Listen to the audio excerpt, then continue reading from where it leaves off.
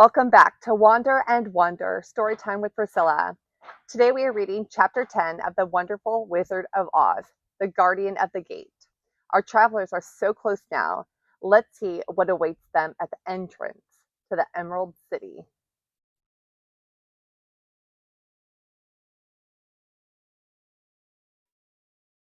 Chapter 10, The Guardian of the Gate.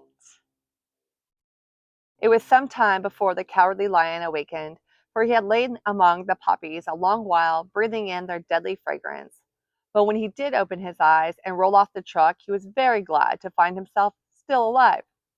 "I ran as fast as I could," he said, sitting down and yawning, "but the flowers were too strong for me. How did you get me out?" Then they told him of the field mice and how they had generously saved him from death, and the Cowardly Lion laughed and said, "I've always thought myself very big and terrible, yet such little things as flowers came near to killing me, and such small animals as mice have saved my life. How strange it all is! But comrades, what shall we do now?" "We must journey on until we find the road of yellow brick again," said Dorothy, "and then we can keep on to the Emerald City." So the lion, fully refreshed and feeling quite himself again, they all started upon the journey, greatly enjoying the walk through the soft, fresh grass. And it was not long before they reached the road of yellow brick and turned again toward the Emerald City where the great Oz dwelt.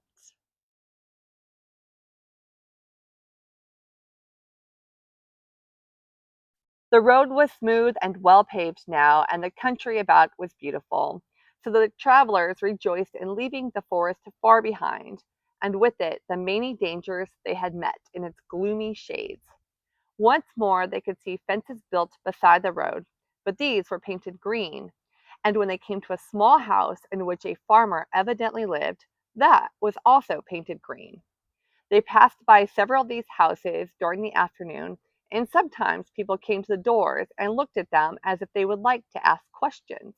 But no one came near them nor spoke to them because of the great lion, of which they were very much afraid. The people were all dressed in clothing of a lovely emerald green color and wore peaked hats like those of the Munchkins. "This must be the land of Oz," said Dorothy, "and we are surely getting near the Emerald City."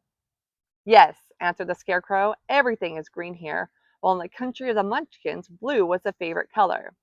But the people do not seem to be as friendly as the Munchkins, and I'm afraid we shall be unable to find a place to pass the night." "I should like something to eat besides fruit," said the girl, "and I'm sure Toto is nearly starved. Let us stop at the next house and talk to the people."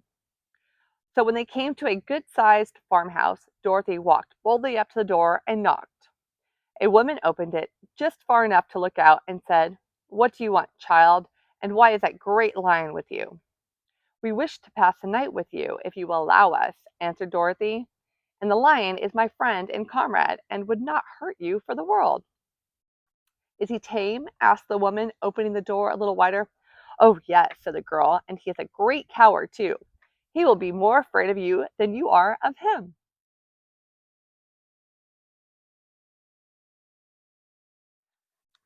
"Well," said the woman, after thinking it over and taking another peep at the lion, "if that is the case, you may come in, and I will give you some supper and a place to sleep." So they all entered the house, where there were, besides the woman, two children and a man. The man had hurt his leg and was lying on the couch in a corner.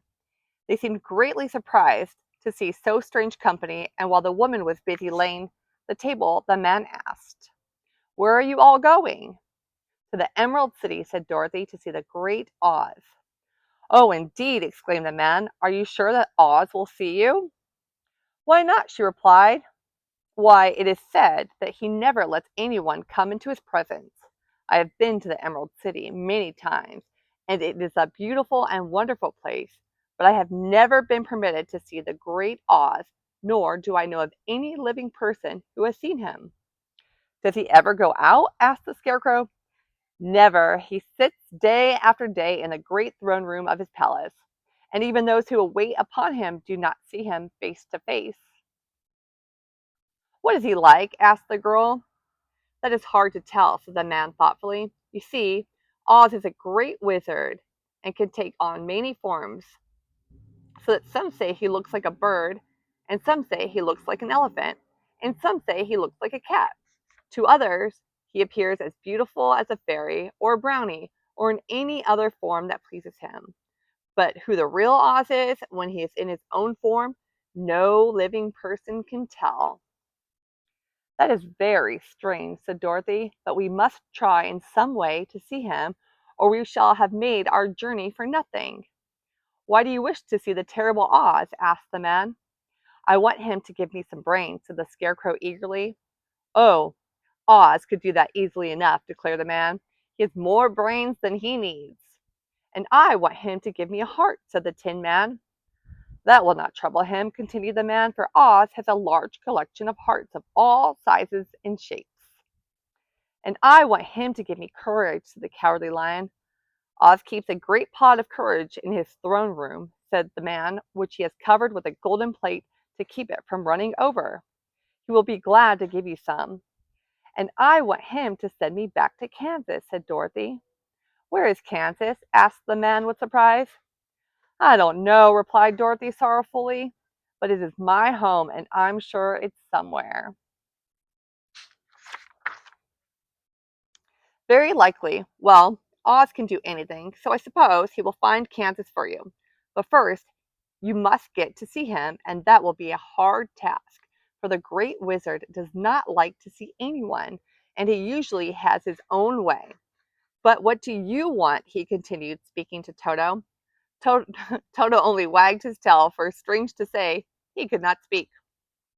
The woman now called them to supper, so they gathered around the table, and Dorothy ate some delicious porridge and a dish of scrambled eggs and a plate of nice white bread, and enjoyed her meal. The lion ate some of the porridge, but did not care for it, saying it was made from oats, and oats were food for horses, not for lions.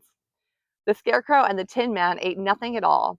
Toto ate a little of everything and was glad to get a good supper again.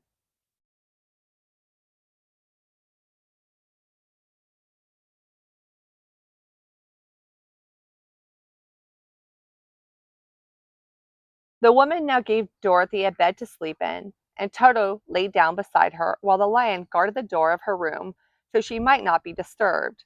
The Scarecrow and the Tin Man stood up in a corner and kept quiet all night, although of course they could not sleep. The next morning, as soon as the sun was up, they started on their way and soon saw a beautiful glow in the sky just before them. That must be the Emerald City, said Dorothy. As they walked on, the green glow became brighter and brighter, and it seemed that at last they were nearing the end of their travels. Yet it was afternoon before they came to the great wall that surrounded the city. It was high and thick and of a bright green color. In front of them, and at the end of the road of yellow brick, was a big gate, all studded with emeralds that glittered so in the sun that even the painted eyes of the Scarecrow were dazzled by their brilliancy.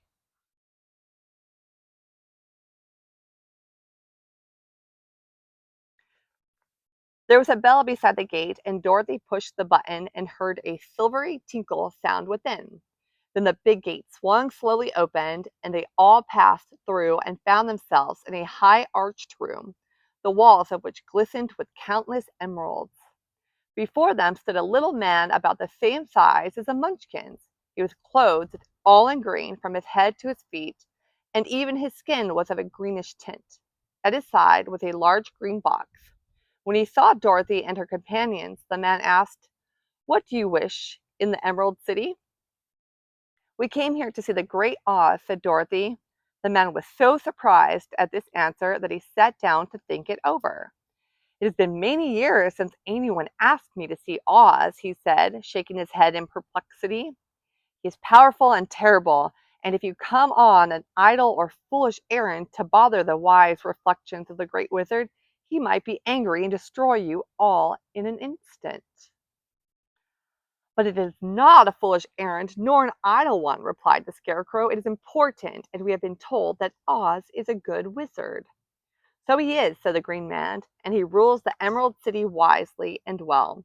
But to those who are not honest or who approach him from curiosity, he is the most terrible, and few have ever dared ask to see him face to face.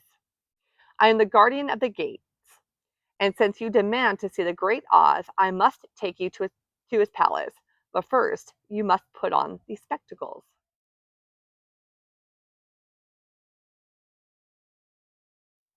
Why? Asked Dorothy. Because if you did not wear spectacles, the brightness and glory of the Emerald City would blind you. Even those who live in the city must wear spectacles night and day. They are all locked on, for Oz so ordered it when the city was first built, and I have the only key that will unlock them. He opened the big box, and Dorothy saw that it was filled with spectacles of every size and shape. All of them had green glasses in them. The guardian of the gates found a pair that would fit Dorothy and put them over her eyes.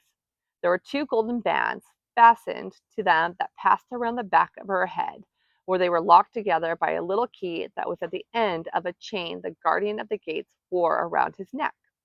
When they were on, Dorothy could not take them off had she wished, but of course she did not wish to be blinded by the glare of the Emerald City, so she said nothing. Then the Green Man fitted the spectacles for the Scarecrow and the Tin Man and the Lion, and even on little Toto, and all were locked fast with the key. Then the guardian of the gates put on his own glasses and told them he was ready to show them to the palace. Taking a big golden key from a peg on the wall, he opened another gate, and they all followed him through the portal into the streets of the Emerald City. Now that we've met the Guardian and stepped inside the gates, the adventure is only getting bigger. Join me next time on Wander and Wonder Storytime with Priscilla for Chapter 11, when Dorothy and her friends prepare to meet the wonderful and mysterious Wizard of Oz. I can't wait to see you next time. If you like this video and would like to see more, don't forget to like, subscribe, and share with a friend. Bye.